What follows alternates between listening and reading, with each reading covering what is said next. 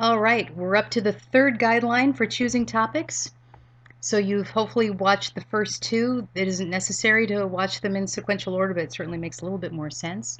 This guideline asks the questions, so we've moved from, just to recap, we've moved from your own personal interest in the subject to the subject itself and is it significant, and finally then what's the impact or the effect on the audience. So we're really asking two different questions in this particular guideline.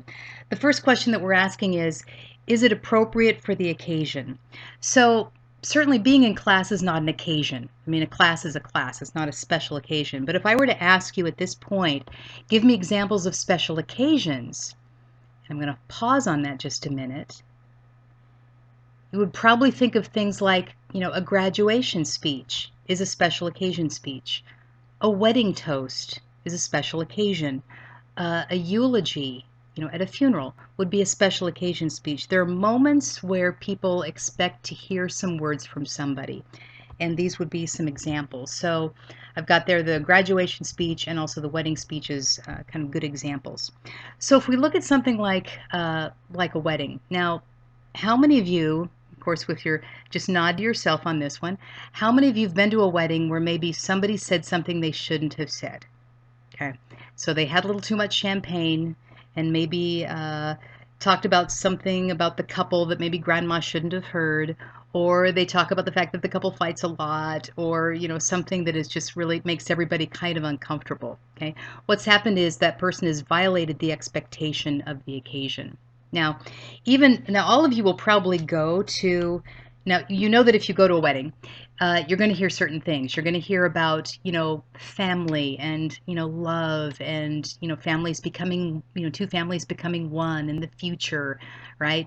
And commitment. And if you go to a graduation speech, because I have the little cap and the diploma there, you know that when you go to a graduation speech, whether it's high school or college or a vocational and technical institute, you're going to hear the same things. You're going to hear about hard work and dedication and goals and the future. So there are certain expectations with every kind of special occasion speech. Certainly a eulogy will talk fondly of a person and how much they meant to everybody and how everybody's life is going to be diminished because this person is no longer there, or alternately how their lives were so much more enhanced because this person was in their life. It'd be like one or the other.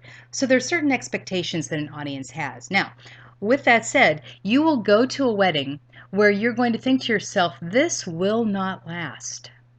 I'll give it maybe 3 months. Hopefully it's not your own wedding. Hopefully if it has to be somebody's, it's somebody else's. But there are certainly weddings that some people know this just isn't going to work, but nobody says anything during the best man speech or, the maid of honor speech. They're all wonderful and very supportive because the audience expects to hear that. So in my opinion, and this is only my opinion, a special occasion speech is one of the most difficult to write. And the reason being isn't because you don't know what to say, because the audience is expecting you to say certain things. The difficulty in writing a special occasion speech, and you might want to write this down because I don't actually have this on the PowerPoint slide, is that you have to find a new way to say an old thing. So if you're giving a graduation speech, how do you talk about hard work and dedication and people who've helped you and, goals and goal setting and, thanking everyone for some support and, how you're going to give back to the community without sounding like a Hallmark card?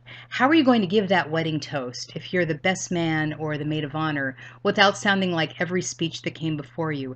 That's the difficult part in my mind to a special occasion speech, and why I think it's probably one of the more difficult speeches to write is because those expectations are so high, but yet you want to sound interesting and different, and inspirational in some way. This brings me to the second aspect of this guideline, which is this appropriate for the audience? So I'm going to go into a little story here because occasionally the stories show up on quizzes, hint, hint. You might want to write this one down. So back when I first started teaching, and I still remember this story, I had a student who gave a speech on, she wanted to give a speech on life on a goat farm. So she came to me and she said, would this be an acceptable topic? And so going back through the first set of guidelines from the first part of the lecture, is this too familiar? No, most people don't know what farming is like, or in any sense. Is this too emotional? No, of course not. Is this too trivial? No, of course, farming is not trivial. Good visual aids, good moments of humor, nice way to tell a story. So all of this was really good. So she gave her speech. And at this point, I was having students grade each other, which I don't do anymore. So I'm responsible for your grade. And she got a grade back that she wasn't happy with. It wasn't a bad grade, it just wasn't an A. So she came to me and she said, I think I can make this a little bit better. I just want to get a little bit more specific. And I said, well, I mean, you got a good grade here, and maybe you just need to try a different topic. But she said, no, I really want to try it again and see if I can make it better. And I said, well, okay, it's your choice. That's your topic, so that is your choice. So her second speech was on goat diseases. And she talked about how goats get diseases and how you diagnose a goat's disease and how you treat a goat's disease and how you can prevent a goat's disease. And the audience didn't care for this one quite as much. And so she got a grade back that wasn't quite as good as the first grade. So she came back to me and she said, I think I'm still trying to cover too much stuff. I think I need to just focus in on one thing and only talk about one thing. And I said, well, you already have their impression of the larger topic, general topic, and you got a decent grade on that. You also now have a grade for a more specific topic. Maybe you need to move on. And she said, no, I really want to do this because I think I can make it even better. And I said, okay, that is your topic, that is your choice. So her third speech was on udder diseases. So diseases that goats get in their udders. And she talked about udder diseases and how you diagnose an udder disease and how you treat an udder disease and how you prevent an udder disease.